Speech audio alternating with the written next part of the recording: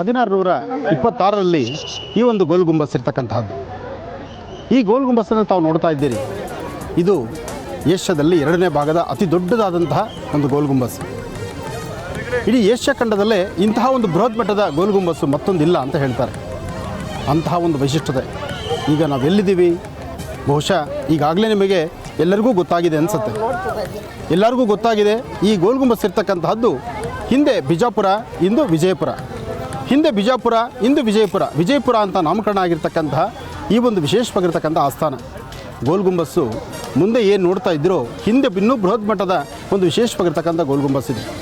ಆ ಗೋಲ್ ಗುಂಬಸ್ ಒಳಗಡೆ ಹೋಗಿ ಆ ಒಳಗಡೆ ಪರಿಕ್ರಮಿಸಿ ಒಳಭಾಗದಲ್ಲಿ ಅದರ ಮೇಲ್ಭಾಗದಲ್ಲಿ ಸುಮಾರು 4-5 ಫ್ಲೋರ್ ಮೇಲ್ಗಡೆ ಹೋದರೆ ಅಲ್ಲಿ ನೀವೆಷ್ಟು ಪಿಸುಗುಟ್ಟಿ ಮಾತಾಡಿದ್ರೂ ಸೀದಾ ಬೃಹತ್ ಮಟ್ಟದಲ್ಲಿ ಕೇಳಿಸುತ್ತೆ. ಅಂತಹ ಒಂದು ವೈಶಿಷ್ಟ್ಯತೆ, ಅಂತಹ ಒಂದು ವಿಶೇಷತೆ, ಅಂತಹ ಒಂದು ವಿಜ್ಞಾನವನ್ನು, ಯಾಕೆಂದರೆ ಆಗಿನ ಜನ್ರೇಷನ್ನಲ್ಲೇ ಇಂತಹ ಒಂದು ಬೃಹತ್ ಮಟ್ಟದ ಕಟ್ಟಡವನ್ನು ಮಾಡಿದ್ದಾರೆ, ಅಂತಹ ಒಂದು ಗೋಲ್ ಗುಂಬಸ್ಸನ್ನು ಮಾಡಿದ್ದಾರೆ. ಗೋಲ್ ಗುಂಬಸ್ಸನ್ನು ನೋಡೋಣ. ಸಾಕಷ್ಟು ಜನ ವಿದ್ಯಾರ್ಥಿಗಳು ಬಂದಿದ್ದಾರೆ. ಯಾಕೆಂದರೆ ವಿದ್ಯಾರ್ಥಿಗಳ ಪಾಠದಲ್ಲೂ ಸಹಿತ ಇದೆ. ನಮ್ಮಲ್ಲಿರ್ತಕ್ಕಂಥ, ನಮ್ಮ ಭಾರತ ಖಂಡದಲ್ಲಿರ್ತಕ್ಕಂಥ ಇಂಥ ಬೃಹತ್ ಮಟ್ಟದ ವಿಶೇಷವಾಗಿರ್ತಕ್ಕಂಥ ವಿಸ್ಮಯ ತಾಣಗಳನ್ನು ನೋಡೋದೇ ಒಂದು ಆನಂದ. ಬನ್ನಿ ನೋಡೋಣ.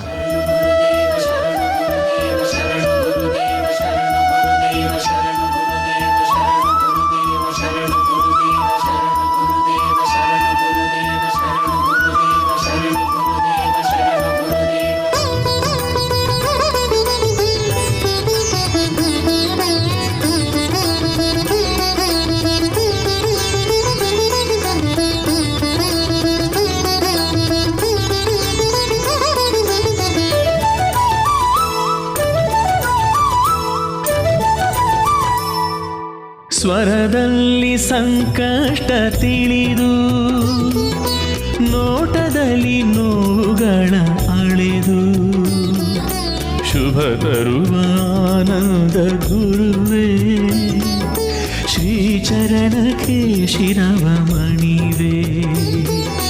ಹಸ್ತದಲ್ಲಿ ಭವಿಷ್ಯ ನುಡಿದ, ವನಸಿರಿಯ ಸೌಭಾಗ್ಯ ಸುರಿದ, ಬ್ರಹ್ಮರ್ಷಿಯಾನಂದ ಸಿದ್ಧಪೀಠದ ಶ್ರೀ ಗುರುವೇನ ಶಿರವ ಮಣಿವೆ.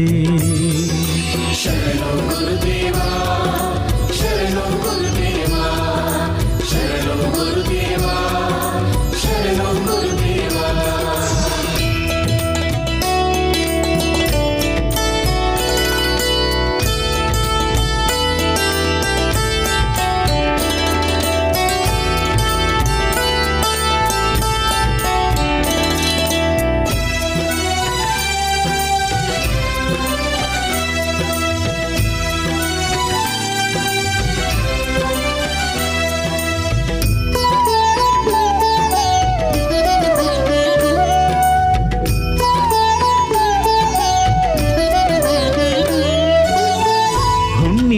ದಿನದಿ ಕಡುವ್ರತವಗೈದು ಮೌನವನು ಆಚರಿಸೋ ಗುರುವೇ, ಶಶಿಕಿರಣ ಬೆಳಕಲಿ ಕಾಡಿಗೆಯ ಮಾಡಿ ಭಕ್ತರನ್ನು ಕಾಪಾಡೋ ಪ್ರಭುವೇ. ಹುಣ್ಣಿಮೆಯ ದಿನದಿ ಕಡುವ್ರತವಗೈದು ಮೌನವನು ಆಚರಿಸೋ ಗುರುವೇ, ಶಶಿಕಿರಣ ಬೆಳಕಲಿ ಕಾಡಿಗೆಯ ಮಾಡಿ ಭಕ್ತರನ್ನು ಕಾಪಾಡೋ ಪ್ರಭುವೇ. ಜಗದ ಬಂಧು ನೀವು, ಭಕ್ತಿಯ ಸಿಂಧು ನೀವು, ಸಿದ್ಧಿಯ ಪುರುಷರು ನೀವು, ನಿಮ್ಮನ್ನು ಮರೆಯುವ ನಾವು. ಬಳೆಯ ಸಿದ್ಧಿಯ ಮಾಡಿ ನೀಡಿ ಸೌಭಾಗ್ಯ ತರುವಂತ ವಿಭುವೇ.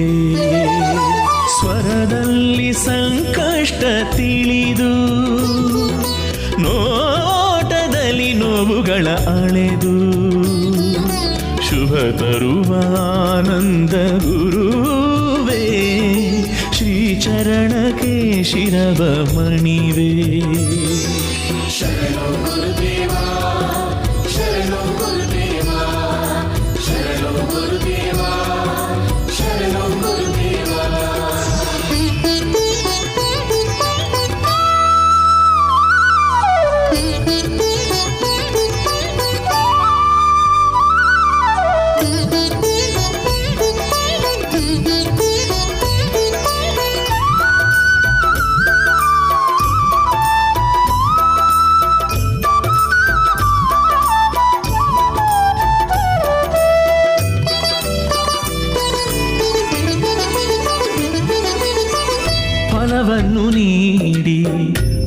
ವನವನು ಉಳಿಸಿ ಲೀಲೆಯನು ಗೈದಂಥ ಪ್ರಭುವೇ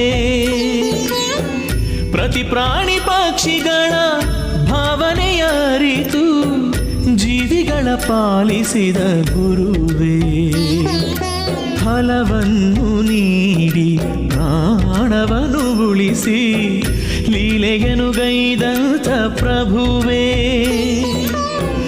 ಪ್ರತಿ ಪ್ರಾಣಿ ಪಕ್ಷಿಗಳ ಭಾವನೆಯ ಅರಿತು ಜೀವಿಗಳ ಪಾಲಿಸಿದ ಗುರುವೇ ಜಗದ ಬಂಧು ನೀವು ಭಕ್ತಿಯ ಸಿಂಧು ನೀವು ಸಿದ್ಧಿಯ ಪುರುಷರು ನೀವು ನಿಮ್ಮನ್ನು ಮರೆಯುವ ನಾವು ವನಸಿರಿ ವೈದ್ಯೋತ್ತಮರೇ ಶುದ್ಧ ಮನಸ್ಸಿನ ಪುರುಷೋತ್ತಮರೇ ಸ್ವರದಲ್ಲಿ ಸಂಕಷ್ಟ ತಿಳಿದು ನೋಟದಲ್ಲಿ ನೋವುಗಳ ಅಳೆದು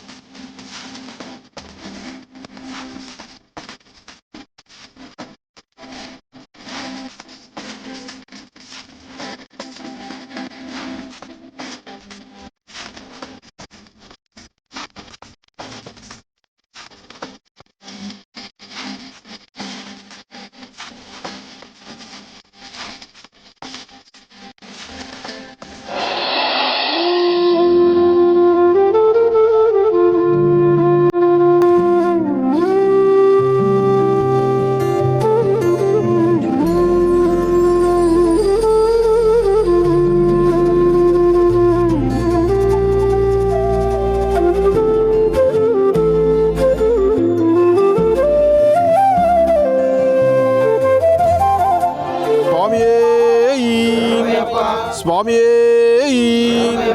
ಓಂ ಹರಿಹರ ಸುತನಾನಂದ ಚಿತ್ತನಯ್ಯನಯ್ಯಪ್ಪ ಸ್ವಾಮಿಯೇ ಓಂ ಸ್ವಾಮಿಯೇ ಸ್ವಾಮಿಯೇ ಸ್ವಾಮಿಯೇ ಸ್ವಾಮಿಯೇ ಅಯ್ಯಪ್ಪೋ ಸ್ವಾಮಿಯಪ್ಪ ಶರಣಾಮಪ್ಪ ಶರಣಾಮಪ್ಪ ಕಲ್ಲು ಮುಳ್ಳು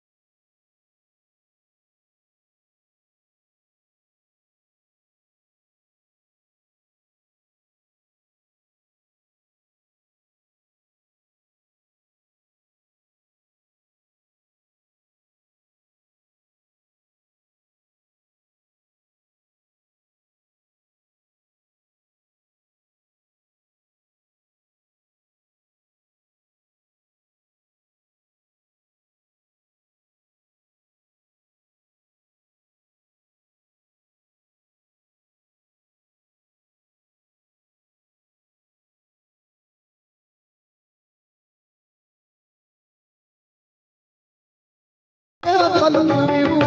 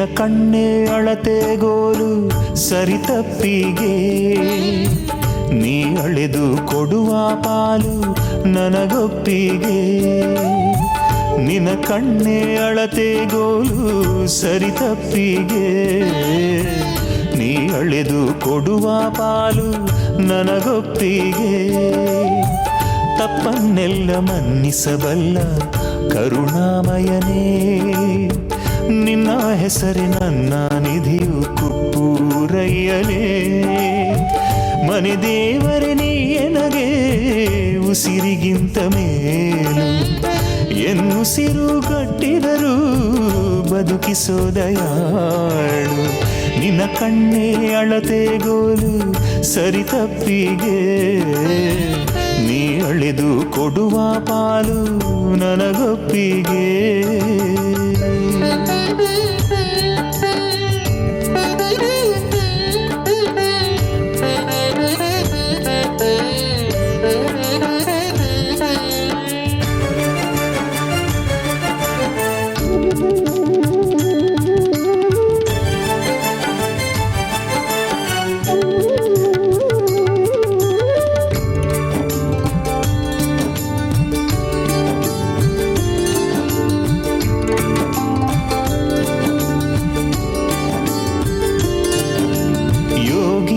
ಶಿವಯೋಗಿ ನಿನ್ನ ಕರುಣೆಯ ಕಡಲಲ್ಲಿ ಭಕ್ತರ ಎಲ್ಲ ಇಷ್ಟಾರ್ಥಗಳು ಮುದ್ದು ರಾಶಿಯಾಗಿ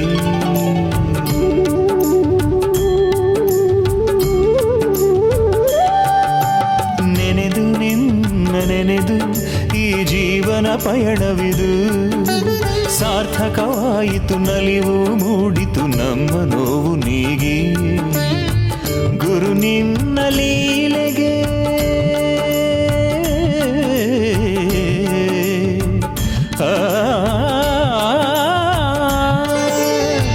ಗುರು ನಿನ್ನ ಲೀಲೆಗೆ ನಿನ್ನ ಮಹಿಮೆಗೆ ಓಂ ಸ್ವಾಮಿ ಓಂ ಸ್ವಾಮಿ ಓಂ ಸ್ವಾಮಿ ಗೋಲು ಸರಿತಪ್ಪಿಗೆ ನೀ ಅಳೆದು ಕೊಡುವ ಪಾಲು ನನಗೊಪ್ಪಿಗೆ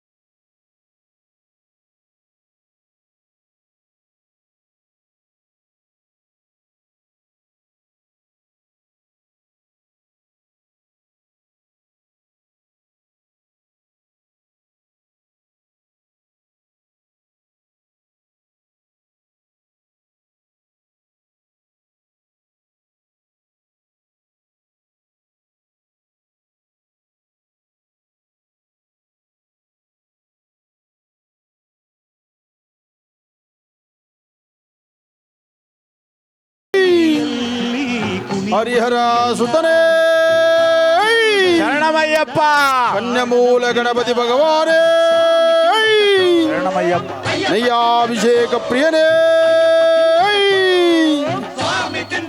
ಇಲ್ಲಿರ್ತಕ್ಕಂಥ ತಾಯಂದರು ಹರಿಹರ ಪುತ್ರ ಅಯ್ಯಪ್ಪ ಸ್ವಾಮಿಯ ವಿಶೇಷವಾಗಿರ್ತಕ್ಕಂಥ ಅನುಷ್ಠಾನಕ್ಕೆ ಆಗಮಿಸಿರ್ತಕ್ಕಂಥ ಎಲ್ಲ ತಾಯಂದ್ರಿಗೂ ಹಾಗೂ ಎಲ್ಲ ನನ್ನ ಅಣ್ಣ ತಮ್ಮಂದರಿಗೂ ಹರಿಹರ ಪುತ್ರ ಅಯ್ಯಪ್ಪ ಸ್ವಾಮಿ ದೇವರ ಮಾಲಾಧಾರಿಗಳು ಮಾಲೆ ಹಾಕಿರ್ತಕ್ಕಂಥ ಅಯ್ಯಪ್ಪನ ಭಕ್ತರಿಗೂ ತಮ್ಮೆಲ್ಲರಿಗೂ ಸಹಿತ ಶುಭವಾಗಲಿ.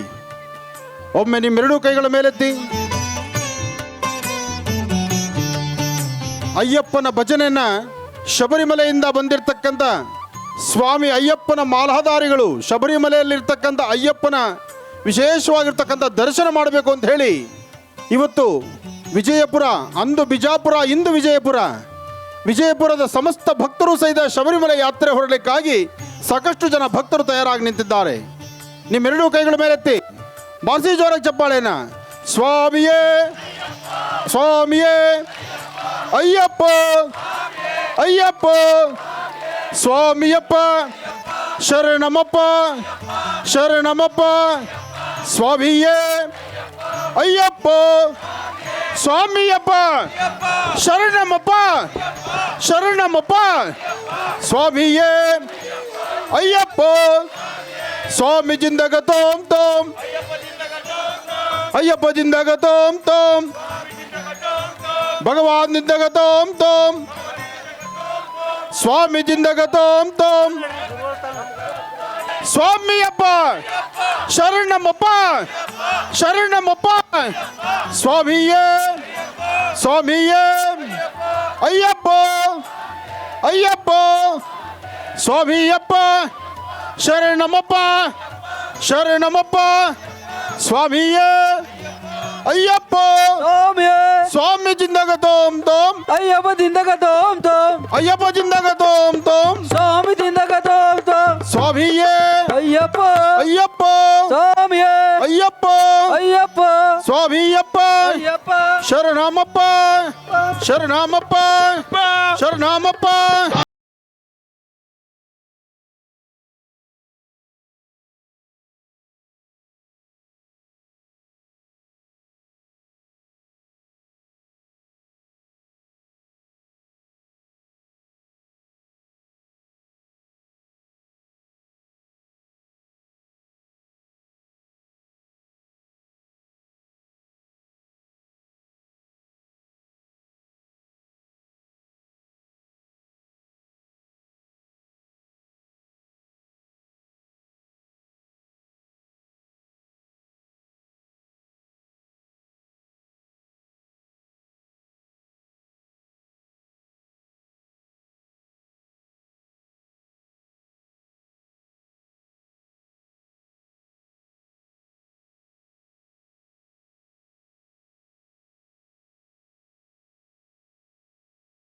ಶರಣಮಪ್ಪ ಅಯ್ಯಪ್ಪ ಸ್ವಾಮಿಯೇ ಅಯ್ಯಪ್ಪ ಸ್ವಾಮಿಯೇ ಅಯ್ಯಪ್ಪ ಅಯ್ಯಪ್ಪ ಸ್ವಾಮಿಯೇ ಸ್ವಾಮಿಯೇ ಶರಣಮಯ್ಯಪ್ಪ. ಹರಿಹರ ಸುತ್ತ ಅಯ್ಯಪ್ಪ ಸ್ವಾಮಿಯ ವಿಶೇಷವಾಗಿರ್ತಕ್ಕಂಥ ಅನುಷ್ಠಾನಕ್ಕೆ ಆಗಮಿಸಿರ್ತಕ್ಕಂಥ ಭಕ್ತ ಮಹಾಶಯರಲ್ಲಿ ಮೊದಲು ಎರಡು ವಿಚಾರವನ್ನು ನಿಮ್ಮ ಮನಸ್ಸಲ್ಲಿ ಗಟ್ಟಿ ಮಾಡಿಕೊಳ್ಳಿ.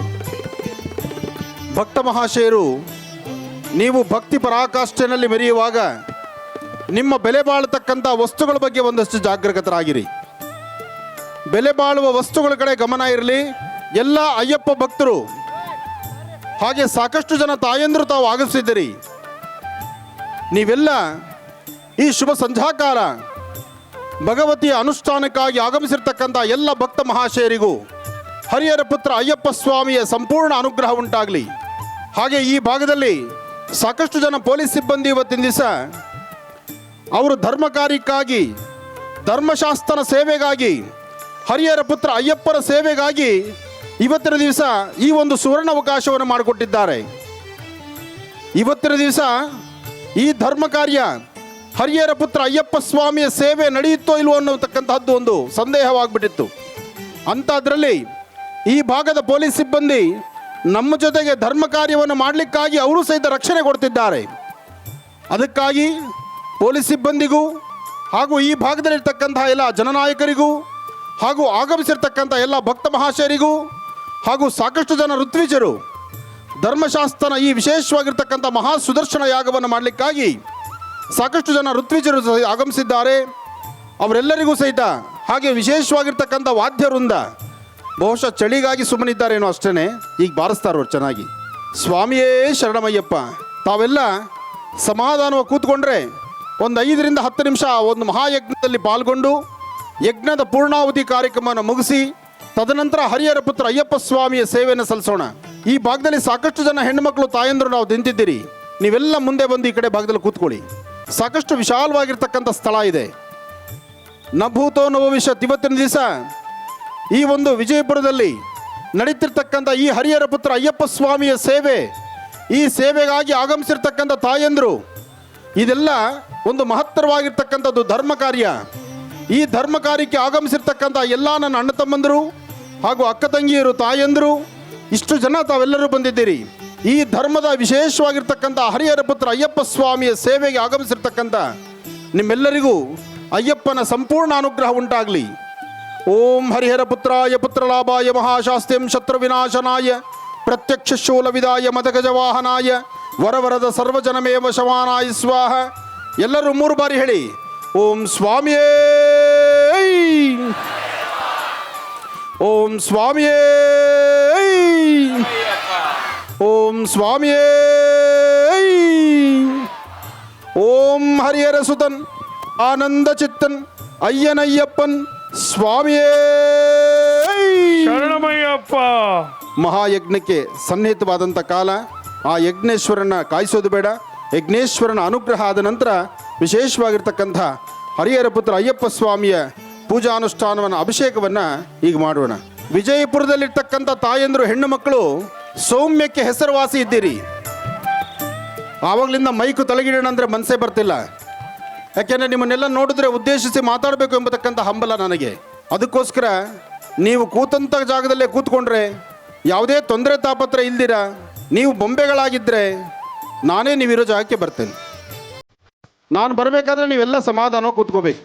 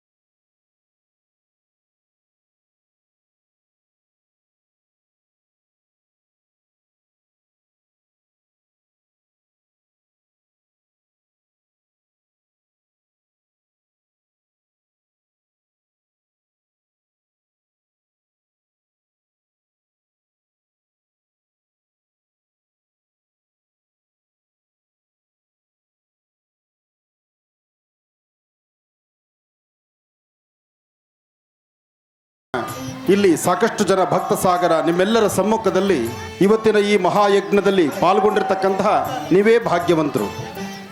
ದೊರಕುನ ಇటువంటి ಸೇವ, ಇಂತಹ ಸೇವೆ ಧನುರ್ಮಾಸದ ಈ ಶುಭ ಮುಹೂರ್ತದಲ್ಲಿ ಸಿಕ್ಕಂಥ ಈ ಅನುಷ್ಠಾನ ತಾವೆಲ್ಲರೂ ಸಹಿತ ಶ್ರದ್ಧೆಯಿಂದ ಭಕ್ತಿಯಿಂದ ಭಗವಂತನ ಪ್ರಾರ್ಥನೆ ಮಾಡೋದ್ರಿಂದ ನಿಮ್ಮ ಮನೋಕಾಮನೆಗಳನ್ನು ಸಿದ್ಧಿಪಡಿಸ್ಕೊಳ್ಬಹುದು. ಅದಕ್ಕಾಗಿ ತಾವೆಲ್ಲ ಶಬರಿಮಲೆ ಅಯ್ಯಪ್ಪನ ನೋಡಬೇಕು ಅಂದರೆ ಅಯ್ಯಪ್ಪ ಸ್ವಾಮಿಯ ಸಾನ್ನಿಧ್ಯದಲ್ಲಿ ಇಷ್ಟು ಹೊತ್ತು ನೀವು ನಿಲ್ಲಕ್ಕಾಗೋದಿಲ್ಲ. ಬಹಳ ದೂರದಲ್ಲಿ ನೀವು ಪರಿಕ್ರಮಿಸಿ ಶಬರಿಮಲೆ ತನಕ ನಿಮ್ಮ ಪ್ರಯಾಣವನ್ನು ಬೆಳೆಸಿ ಅಯ್ಯಪ್ಪನ ಸಾನ್ನಿಧ್ಯದಲ್ಲಿ ಕಣ್ತುಂಬ ಅಭಿಷೇಕ ನೋಡೋ ಭಾಗ್ಯ ನಿಮ್ಮದಾಗುವುದಿಲ್ಲ. ಅಂಥದ್ರಲ್ಲಿ ಇವತ್ತಿನ ದಿವಸ ವಿಜಯಪುರದ ಈ ಸುಂದರವಾದಂತಹ ಪ್ರದೇಶದಲ್ಲಿ ಹರಿಹರ ಪುತ್ರ ಅಯ್ಯಪ್ಪ ಸ್ವಾಮಿಗೆ ನಡೆಯುವಂತಹ ಫಲಪಂಚಾಮೃತ ಅಭಿಷೇಕ, ಅದರಲ್ಲೂ ಸ್ವಾಮಿಗೆ ಗೋಕ್ಷೀರ ಆಜ್ಯ ಅಂದರೆ ತುಪ್ಪದಿಂದ ಅಭಿಷೇಕ ಅಂದರೆ ಭಾಳ ಪ್ರೀತಿ ಆತನಿಗೆ. ಅಂತಹ ತುಪ್ಪದ ಅಭಿಷೇಕವನ್ನು ನೋಡುವ ಭಾಗ್ಯ ಇವತ್ತು ತಮ್ಮೆಲ್ಲರಿಗೂ ಇದೆ. ಇಲ್ಲಿ ಈಗಷ್ಟೇ ಮಹಾಪೂರ್ಣಾವತಿ ಆಗಿದೆ.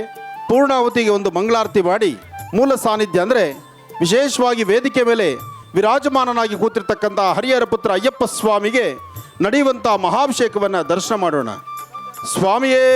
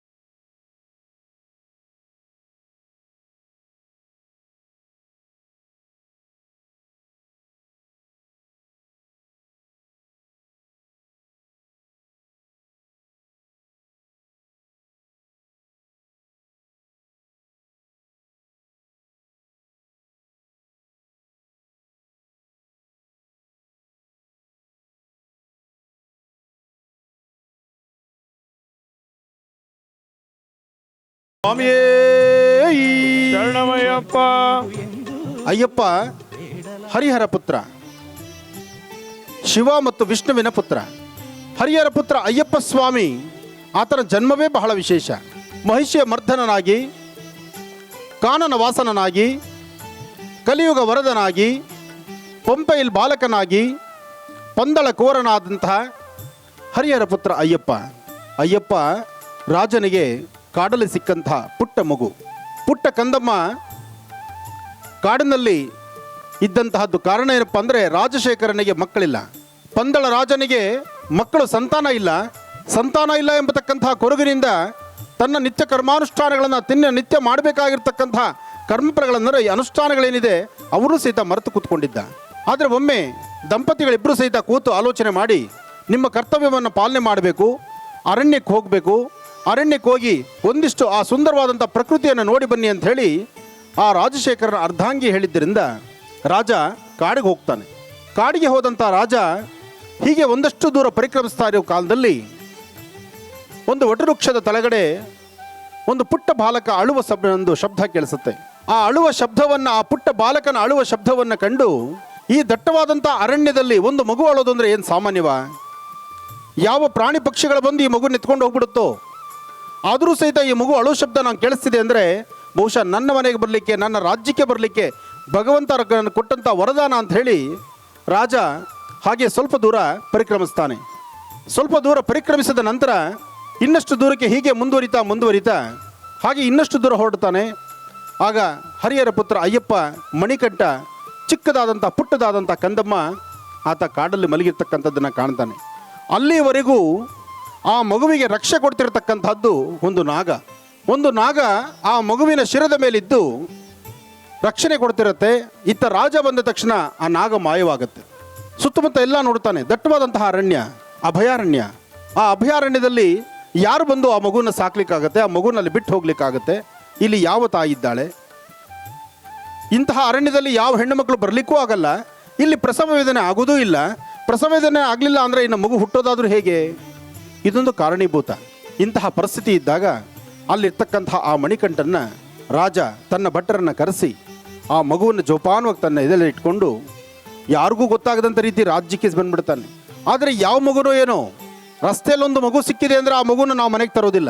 ಯಾಕೆಂದರೆ ಆ ಮಗು ಜಾತಿ, ಮತ, ಪಂಥ ಎಲ್ಲಕ್ಕಿಂತ ಮೇಲಾಗಿ ಆ ಮಗು ಲಾಭದಲ್ಲಿ ಬರುತ್ತೋ ಕೇಡಾಗಿ ಬರುತ್ತೋ ಅದು ಚಿಂತನೆ ಮಾಡ್ತೀವಿ ನಾವು. ಇಷ್ಟೆಲ್ಲ ಚಿಂತನೆ ಮಾಡ್ತಕ್ಕಂಥ ನಮ್ಮಲ್ಲೇ ಇಷ್ಟಿದ್ರೆ ಒಬ್ಬ ರಾಜ ತನ್ನ ರಾಜ್ಯಕ್ಕೆ ಆ ಮಗುನ ತಗೊಂಡು ಹೋಗಬೇಕಾದ್ರೆ ಇನ್ನೆಷ್ಟು ಆಲೋಚನೆ ಮಾಡ್ತಾನೆ.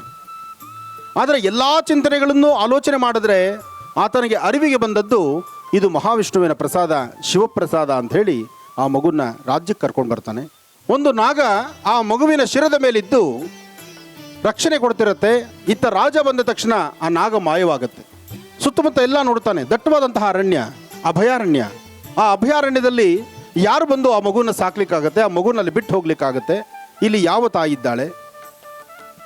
ಇಂತಹ ಅರಣ್ಯದಲ್ಲಿ ಯಾವ ಹೆಣ್ಣು ಮಕ್ಕಳು ಬರಲಿಕ್ಕೂ ಆಗಲ್ಲ. ಇಲ್ಲಿ ಪ್ರಸವ ವೇದನೆ ಆಗೋದೂ ಇಲ್ಲ. ಪ್ರಸವ ವೇದನೆ ಆಗಲಿಲ್ಲ ಅಂದರೆ ಇನ್ನು ಮಗು ಹುಟ್ಟೋದಾದರೂ ಹೇಗೆ? ಇದೊಂದು ಕಾರಣೀಭೂತ. ಇಂತಹ ಪರಿಸ್ಥಿತಿ ಇದ್ದಾಗ ಅಲ್ಲಿರ್ತಕ್ಕಂತಹ ಆ ಮಣಿಕಂಠನ ರಾಜ ತನ್ನ ಭಟ್ಟರನ್ನು ಕರೆಸಿ ಆ ಮಗುವನ್ನು ಜೋಪಾನವಾಗಿ ತನ್ನ ಇದೆಲ್ಲ ಇಟ್ಕೊಂಡು ಯಾರಿಗೂ ಗೊತ್ತಾಗದಂಥ ರೀತಿ ರಾಜ್ಯಕ್ಕೆ ಬಂದ್ಬಿಡ್ತಾನೆ.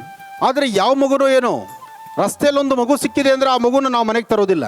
ಯಾಕೆಂದರೆ ಆ ಮಗು ಜಾತಿ, ಮತ, ಪಂಥ ಎಲ್ಲಕ್ಕಿಂತ ಮೇಲಾಗಿ ಆ ಮಗು ಲಾಭದಲ್ಲಿ ಬರುತ್ತೋ ಕೇಡಾಗಿ ಬರುತ್ತೋ ಅದು ಚಿಂತನೆ ಮಾಡ್ತೀವಿ ನಾವು.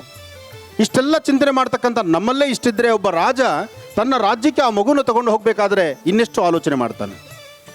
ಆದರೆ ಎಲ್ಲ ಚಿಂತನೆಗಳನ್ನು ಆಲೋಚನೆ ಮಾಡಿದ್ರೆ ಆತನಿಗೆ ಅರಿವಿಗೆ ಬಂದದ್ದು ಇದು ಮಹಾವಿಷ್ಣುವಿನ ಪ್ರಸಾದ, ಶಿವಪ್ರಸಾದ ಅಂಥೇಳಿ ಆ ಮಗುನ ರಾಜ್ಯಕ್ಕೆ ಕರ್ಕೊಂಡು ಬರ್ತಾನೆ. ರಾಜ್ಯದಲ್ಲಿ ತನಗೆ ಅರಿವಿಲ್ಲದಂಥ ರೀತಿ ಸಂಭ್ರಮ ಸಡಗರ ಸೊರತ್ತೆ. ಆ ಸಂಭ್ರಮ ಸಡಗರದಿಂದ ಸಂತಸದಿಂದ ಇರುವಂತಹ ಆ ಶುಭಗಳಿಗೆ ತನ್ನ ಅರ್ಧಾಂಗಿ ರಾಣಿನೂ ಸಹಿತ ನೋಡಿ ಬಹಳಷ್ಟು ಆನಂದದಿಂದ ಆ ಮಗುನ ಸಾಕಿ ಸಲಹಿ ಒಂದಷ್ಟು ದಿನಗಳಾದ ತಕ್ಷಣ ಆ ಮಗು ಹೀಗೆ ಕಾಲಕ್ರಮೇಣ ಬೆಳೆದು ದೊಡ್ಡದಾಗತ್ತೆ. ಬೆಳೆದು ದೊಡ್ಡದಾಗ್ತಾ ಇರತಕ್ಕಂತಹ ಕಾಲದಲ್ಲೇ ಆ ರಾಜ್ಯದಲ್ಲಿ ಆ ರಾಜಕುವರನಿಗೆ ಅಂದರೆ ರಾಜನಿಗೆ, ರಾಜ ಮತ್ತು ಅವರ ದಂಪತಿಗಳಿಗೆ ಪುನಃ ಒಂದು ಗರ್ಭ ನಿಲ್ಲುವಂಥದ್ದಾಗತ್ತೆ. ಮಣಿಕಂಠ ಈ ರಾಜ್ಯಕ್ಕೆ ಬಂದ ಮೇಲೆ ಆ ರಾಜ ದಂಪತಿಗಳಿಗೆ ಮತ್ತೊಂದು ಸಂತಾನ ಆಗುತ್ತೆ. ಸಂತಾನನು ಬೆಳೀತಾ ಬರುತ್ತೆ. ಇಬ್ಬರನ್ನು ಸಹಿತ ಗುರುಕುಲಕ್ಕೆ ಕಳಿಸ್ತಾರೆ. ಗುರುಕುಲದಲ್ಲಿ ವಿದ್ಯಾಭ್ಯಾಸವನ್ನು ಮಾಡ್ತಿರ್ತಾರೆ. ವಿದ್ಯಾಭ್ಯಾಸವನ್ನು ಮಾಡುವಂತಹ ಕಾಲದಲ್ಲಿ ಇನ್ನೇನು ವಿದ್ಯಾಭ್ಯಾಸ ಮುಗಿತಾ ಬರುತ್ತೆ. ಇತ್ತ ಯಾತಕ್ಕಾಗಿ ಅಯ್ಯಪ್ಪ ಬಂದಿದ್ದಾನೆ, ಆ ಅಯ್ಯಪ್ಪನ ಜನನ ಏನಕ್ಕಾಗಿದೆ, ಜನನವಾಗಿರತಕ್ಕಂತಹ ಆ ರೀತಿ ನೀತಿಗಳೇನು, ಹರಿಹರ ಪುತ್ರ ಅಯ್ಯಪ್ಪ ಸ್ವಾಮಿ ಮಹಿಷಿ ಮರ್ಧನನಿಗೆ ಆ ಸುಂದರವಾದಂತಹ ಕ್ಷಣ ಬಂದೇ ಬಿಡುತ್ತೆ. ನಾರದ ಮಹರ್ಷಿಗಳು ಎಚ್ಚರಿಸ್ತಾರೆ, ಅಯ್ಯಪ್ಪ ನೀನು ಬಂದಿರತಕ್ಕಂಥ ಈ ಭೂಲೋಕಕ್ಕೆ ನೀನು ಬರಲಿಕ್ಕೆ ಕಾರಣ ಆದರೂ ಏನು, ಆ ಕಾರಣವನ್ನು ಮರೆತು ನೀನಿಲ್ಲಿ ಅಭ್ಯಾಸವನ್ನು ಮಾಡ್ತಿದ್ಯಾ. ನಿನ್ನ ವಿದ್ಯಾಭ್ಯಾಸದ ಕಾಲದಲ್ಲಿ ನಿನ್ನ ಜವಾಬ್ದಾರಿನ ನೀನು ಎಚ್ಚರಿಸ್ಕೊಳ್ಬೇಕಾಗಿದೆ ಅಂತ ಹೇಳಿದಾಗ ಆ ಬಾಲಭಟು ಹರಿಹರ ಪುತ್ರ ಅಯ್ಯಪ್ಪ ಮಹಿಷಿ ಮರ್ದನನ್ನು ಮಾಡ್ತಾನೆ. ಅದಾದ ನಂತರ ತನ್ನ ರಾಜ್ಯಕ್ಕೆ ಬರ್ತಾನೆ, ಪಂದಳ ರಾಜನ ಸಾನ್ನಿಧ್ಯಕ್ಕೆ ಬರ್ತಾನೆ. ಆಗ ಅಲ್ಲಿರ್ತಕ್ಕಂಥ ಆ ರಾಜ ಸಾನ್ನಿಧ್ಯದಲ್ಲಿ ಪ್ರತಿಯೊಬ್ಬರ ಮನೆಯಲ್ಲೂ ಇದು ಇರಬಹುದು, ಪ್ರತಿಯೊಂದು ಊರಲ್ಲೂ ಇರಬಹುದು. ಅಂದರೆ ಒಂದಿಷ್ಟು ಆಲೋಚನೆ ಇದೆ, ಒಂದು ಒಳ್ಳೆದಿದ್ದ ಮೇಲೆ ಕೆಟ್ಟದಿರಲೇಬೇಕಲ್ಲ.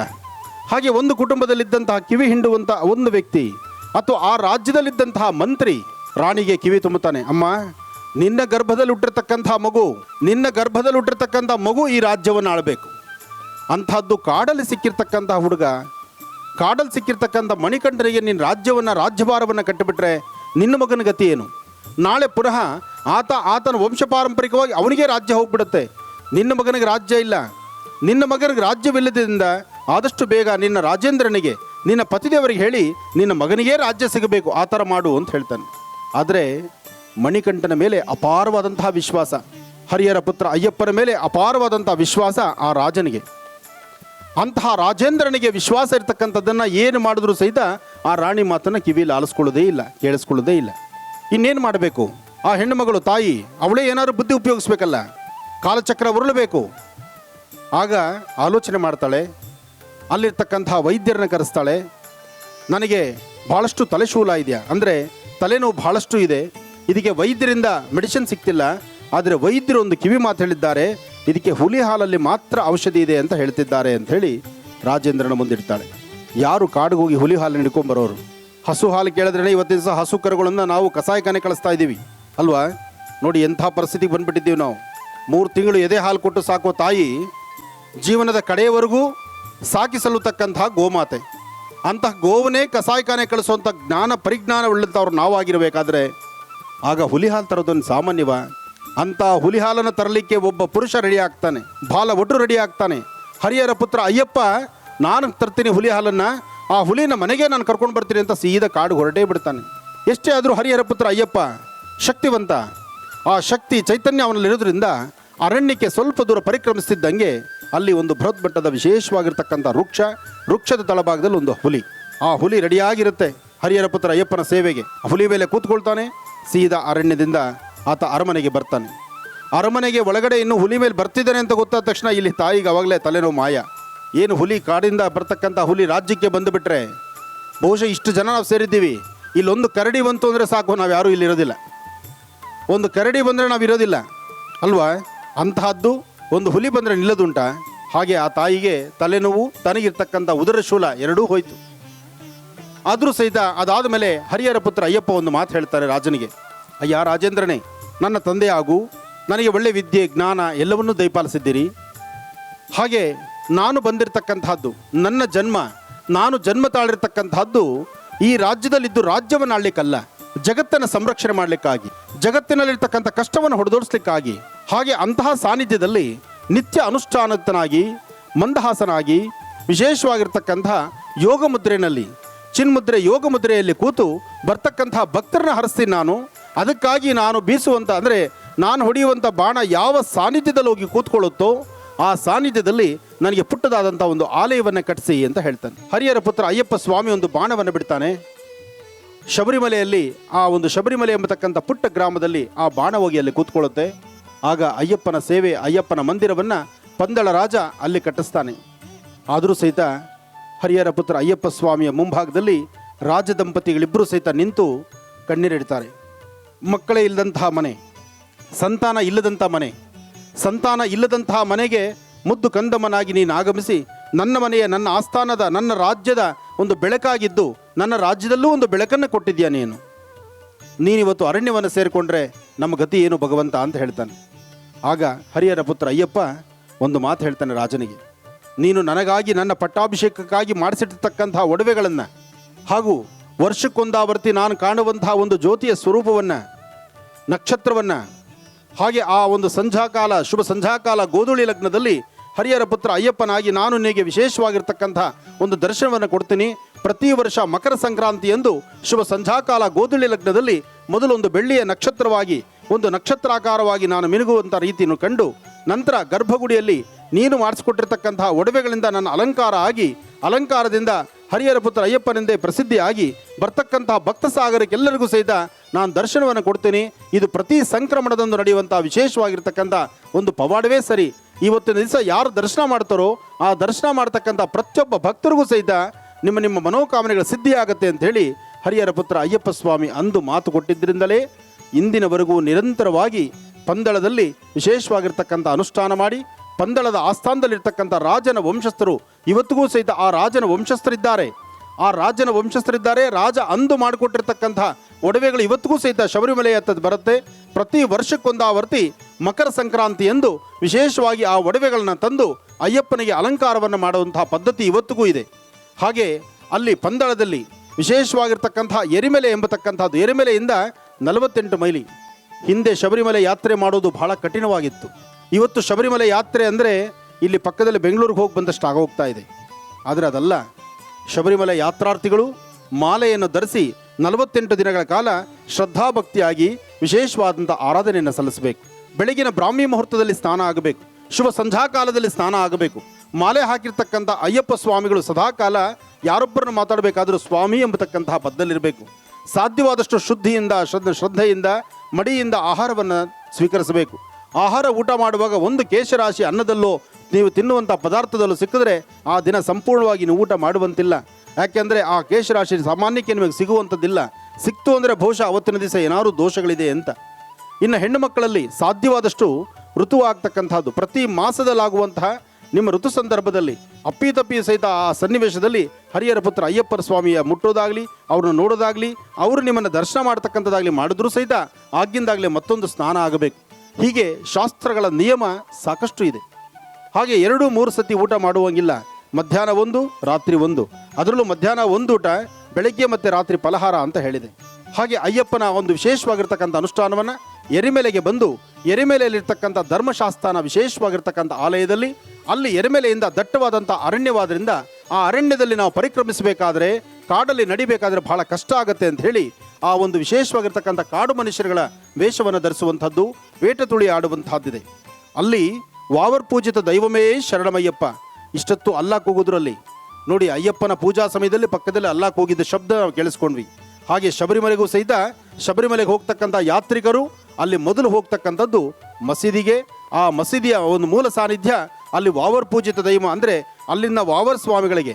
ಅವತ್ತಿನ ದಿವಸ ವಾವರ್ ಸ್ವಾಮಿಗೆ ಹರಿಹರ ಪುತ್ರ ಅಯ್ಯಪ್ಪ ಹೇಳ್ತಾನೆ, ಇಲ್ಲಿಗೆ ಬರ್ತಕ್ಕಂತಹ ಭಕ್ತರು ಈ ಒಂದು ಹಿಂದೂ ಮತ್ತು ಮುಸ್ಲಿಂ ಬಾಂಧವ್ಯದಲ್ಲಿರ್ತಕ್ಕಂಥ ಈ ಅನುಷ್ಠಾನ ಆದ್ದರಿಂದ ಇಲ್ಲಿಗೆ ಯಾವುದೇ ಜಗಳ ಕದಲ ಇಲ್ಲ. ಇಲ್ಲಿಗೆ ಬರ್ತಕ್ಕಂಥವ್ರು ಮೊದಲು ನಿನ್ನ ಆಸ್ಥಾನಕ್ಕೆ ಬಂದು ನಿನ್ನ ದರ್ಶನ ಮಾಡಿ ನಂತರ ನನ್ನ ಶಬರಿಮಲೆ ಹತ್ತ ಬರಲಿ, ಅವ್ರಿಗೂ ನಾನು ಸಹಿತ ಪುಣ್ಯವನ್ನು ದೀಪಾಲಿಸ್ತೀನಿ ಅಂತ ಹೇಳಿದ್ರಿಂದಲೇ ಇವತ್ತಿಗೂ ಎರಿಮೆಲೆಗೆ ಹೋಗ್ತಕ್ಕಂಥ ಪ್ರತಿಯೊಬ್ಬರು ಎರಿಮೆಲೆಗೆ ಹೋಗಿ ವಾವರ್ ಪೂಜಿತ ದೈವಮೇ ಶರಣಮಯ್ಯಪ್ಪ ಅಂತ ಹೇಳಿ ಅಯ್ಯಪ್ಪನ ದರ್ಶನ ಮಾಡಿ ಅಲ್ಲಿಂದ ಮೈಗೆಲ್ಲ ಬಣ್ಣವನ್ನು ಹಚ್ಕೊಂಡು ಅಲ್ಲಿಂದ ಸ್ನಾನವನ್ನು ಮಾಡಿದ ನಂತರ ಪಂಪಾ ಸ್ನಾನಕ್ಕೆ ಬರ್ತಾರೆ. ಪಂಪಾ ತನಕ ನಡೆದು ಒಂದು ಪಂಪಾಯಿಂದ ಅಲ್ಲಿಂದ ಮುಂದಕ್ಕೆ ಪರಿಕ್ರಮಿಸ್ತಕ್ಕಂಥದ್ದು. ಪಂಪಾಯಿಂದ ಬರೀ 8-9 ಕಿಲೋಮೀಟರ್ ಮಾತ್ರ ಆ ದಟ್ಟವಾದಂತಹ ಅರಣ್ಯ. ಆದರೆ ಇತ್ತೀಚಿನ ದಿನಗಳಲ್ಲಿ ನಮ್ಮ ಹೆಣ್ಣುಮಕ್ಕಳಿಗೆ ಒಂದು ಬಂಡ ಧೈರ್ಯ. ನಾವು ಯಾವುದ್ರಲ್ಲಿ ಕಡಿಮೆ ಇದ್ದೀವಿ? ಮನೆಯಲ್ಲಿ ರೊಟ್ಟಿ ಬಡಿಯೋಕ್ಕೂ ಸರಿಯೇ, ನಾವು ಕಚ್ಚೆ ಕಡ್ಡಿ ನಿಂತ್ಕೊಂಡ್ರೆ ಎದುರುಗಳೇ ಇರ್ತಕ್ಕಂಥ ಎದುರಾಳಿಗಳನ್ನ ಮಲಗಿಸೋಕ್ಕೂ ಸರಿಯೇ, ಫ್ಲೈಟ್ ಹತ್ತಕ್ಕೂ ಸರಿಯೇ, ರೈಲು ಓಡಿಸೋಕ್ಕೂ ಸರಿಯೇ, ವಿಧಾನಸೌಧದಲ್ಲಿ ಕೂತ್ಕೊಂಡು ಆಳ್ವಿಕೆ ಮಾಡಲಿಕ್ಕೂ ಸರಿಯೇ. ಆದರೆ ಧರ್ಮಶಾಸ್ತ್ರದಲ್ಲಿ ಮಾತ್ರ ಒಂದಿಷ್ಟು ಆಚಾರ ವಿಚಾರ ಬೇಕು. ಹಾಗಾಗಿ ಯಾರೂ ಸಹಿತ ಉದ್ದಿಟ್ಟತನವಾದಂತಹ ಮನಸ್ಥಿತಿಯಿಂದ ಶಬರಿಮಲೆಯತ್ತ ಪ್ರಯಾಣ ಬೆಳೆಸುವಂತಹದ್ದನ್ನು ವಯಸ್ಸಲ್ಲಿರ್ತಕ್ಕಂಥ ಹೆಣ್ಣುಮಕ್ಕಳು ಮಾಡೋದು ಸಮಂಜಸ ಅಲ್ಲ. ಅದಕ್ಕೆ ಅಂತ ನಿಮಗೆ ಸಮಯ ಇದೆ. ಹೆಣ್ಣು ಮಕ್ಕಳಿಗೆ ಸಾಧ್ಯವಾದಷ್ಟು 11 ವರ್ಷದ ಒಳಗೆ ಅಂದರೆ ನಿಮ್ಮ ಮುಟ್ಟಿನ ದಿನಗಳು ಆ ಮೊದಲನೇ ಕ್ರಿಯೆಗಳು ಏನಿರುತ್ತೆ ಅದಾಗುವುದರೊಳಗಾಗಿ 11 ವರ್ಷದ ಒಳಗಡೆ ಹೆಣ್ಣು ಮಕ್ಕಳು ನೀವು ಶಬರಿಮಲೆ ಯಾತ್ರೆ ಮಾಡಬಹುದು. ಅದಾದ ನಂತರ ಸುಮಾರು 50 ವರ್ಷ 55 ವರ್ಷ ದಾಟಿದ ನಂತರ ನಿಮ್ಮ ಮುಟ್ಟಿನ ದಿನಾಂಕ ನಿಂತ ಮೇಲೆ ನೀವು ಶಬರಿಮಲೆ ಯಾತ್ರೆ ಮಾಡಬಹುದು. ಯಾಕೆಂದರೆ ದಟ್ಟವಾದಂತಹ ಅರಣ್ಯ, ಅಲ್ಲಿ ಸಾಕಷ್ಟು ಜನ ಅಯ್ಯಪ್ಪನ ಭಕ್ತರು ಹೋಗುವಂಥ ಕಾಲ. ಏನೇ ಆದರೂ ಸಹಿತ ಒಂದಿಷ್ಟು ಮನಸ್ಸೋತು ಅವರ ವ್ರತಭಂಗ ಮಾಡಿ ಅಥವಾ ನೀವೇನಾದರೂ ಒಂದಿಷ್ಟು ಕರ್ಮಬಲಕ್ಕೆ ಸಿಕ್ಕೊಂಡು ಇನ್ನಷ್ಟು ಸಮಸ್ಯೆ ನೋಡೋದಕ್ಕಿಂತ ಯಾವುದು ಏನು ಹೇಗೆ ನಡ್ಕೊಂಡು ಬಂದಿದೆಯೋ ಆ ಪದ್ಧತಿ ಅನುಷ್ಠಾನ ಪೂಜಾ ಪದ್ಧತಿ ಅನುಷ್ಠಾನಗಳನ್ನು ಹಾಗೇ ನಡೆಸ್ಕೊಂಡು ಹೋಗಬೇಕೆ ವಿನಃ ನನಗೆ ಶಕ್ತಿ ಇದೆ ಅಂತ ಹೇಳಿ ಆ ರೂಟಲ್ಲಿ ನಾನು ನಡೀತೀನಿ ಅಂತ ಹೋಗುವಂಥದ್ದು ಸಮಂಜಸ ಅಲ್ಲ. ಅದೀಗಾಗಲೇ ನಿಂತಾಯಿತು. ಅದರಿಂದ ದರ್ಶನಕ್ಕೆ ಬರೋ ಭಕ್ತರು ಸಾಕಷ್ಟು ಆಯಿತು. ಹಾಗೆ ಈ ಒಂದು ಕತೆ ಈ ಅನುಷ್ಠಾನ ಕೇಳಿದಂತಹ ನಿಮ್ಮೆಲ್ಲರಿಗೂ ಸಹಿತ ಹರಿಹರ ಪುತ್ರ ಅಯ್ಯಪ್ಪ ಸ್ವಾಮಿಯ ಸಂಪೂರ್ಣ ಅನುಗ್ರಹ ಉಂಟಾಗಲಿ. ಮತ್ತೊಮ್ಮೆ ಸ್ವಾಮಿಯೇ.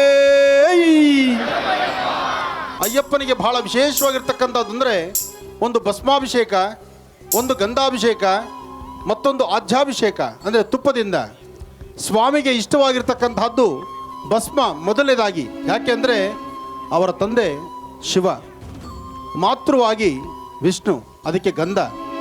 ಹಾಗೆ ಆಜ್ಯ ಅಂದರೆ ತುಪ್ಪ, ಗೋವಿನ ಕ್ಷೀರದಿಂದ ಉತ್ಪನ್ನ ಆಗುವಂತಹ ತುಪ್ಪ. ಆ ತುಪ್ಪದ ಅಭಿಷೇಕ ಅಂದರೆ ಸ್ವಾಮಿಗೆ ಬಹಳ ಪ್ರೀತಿ. ಅದರಿಂದ ಮೊದಲನೇದಾಗಿ ಭಸ್ಮಾಭಿಷೇಕ. ಕಣ್ತುಂಬಿಸ್ಕೊಳ್ಳೋಣ. ಶ್ರೀಕರ ಶುಭಕರ ಮಕರ ದೀಪ, ಸುಂದರ ಸುಖಕರ ದೀಪರೂಪ, ಮಕರ ಸಂಕ್ರಾಂತಿ ವೇಳೆ ದೀಪದರ್ಶನ, ಜನುಮ ಜನುಮದಿ ನಾವು ಗೈದ ಪಾಪನಾಶನ. असतो ಸದ್ಗಮಯ तमसो ಜ್ಯೋತಿರ್ಗಮಯ ಶ್ರೀಮಕರ ಜ್ಯೋತಿರ್ಗಮಯ, ಶ್ರೀಕರ ಶುಭಕರ ಮಕರ ದೀಪ, ಸುಂದರ ಸುಖಕರ ದೀಪರೂಪ.